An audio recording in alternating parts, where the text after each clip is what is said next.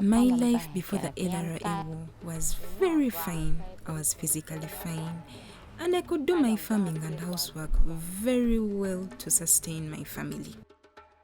But one day, as I was coming from the market to pick some groceries, I got caught up between an exchange of fire between the LRA rebels and the NRA government soldiers. As I was trying to run for safety, I was shot in my leg. I don't know whether I was shot by the rebels or by the government soldiers. This was the day that the Atiak massacre happened and many people lost their lives. I lost 5 of my elder children to the LRA war, and I'm now only left with the young ones.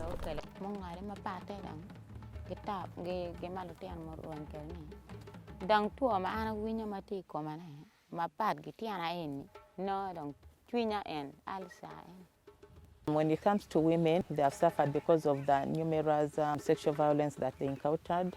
They are now living with diseases like HIV/AIDS, fistula, which our hospitals, our health facilities do not have those specialized units to handle the same, so they are still living with these conditions. There are also other conditions like the bullets, the victims who have bullets in their bodies as a result of the war, either from the abductions or maybe when they are running away from, the bush and all that. And then there are other physical injuries that, they have. They're also facing issues of discrimination in the society. They're being called all sorts of names. They are being called wives of Coney, so they are just living there, but they are segregated.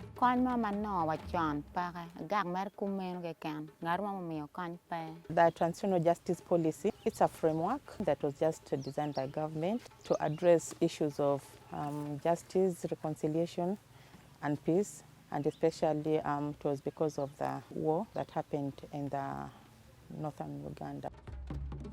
This TJ policy was designed by the National Transitional Justice Working Group through the Justice Law and Order sector. It was in 2008. From that time, it has undergone several, amendments until recently that it was approved. So since 2008 to this year in June, so that's roughly 11 years before Cabinet approved the same.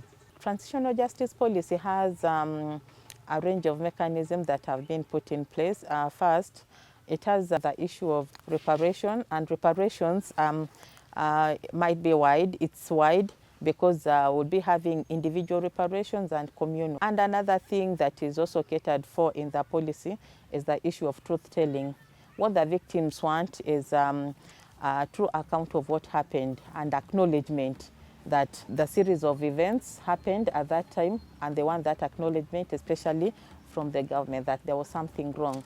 So by coming up with this transitional justice policy, some of these issues, like to do with compensation, apology, memorialization, will be covered and will be offered to the victims once there is a law in place.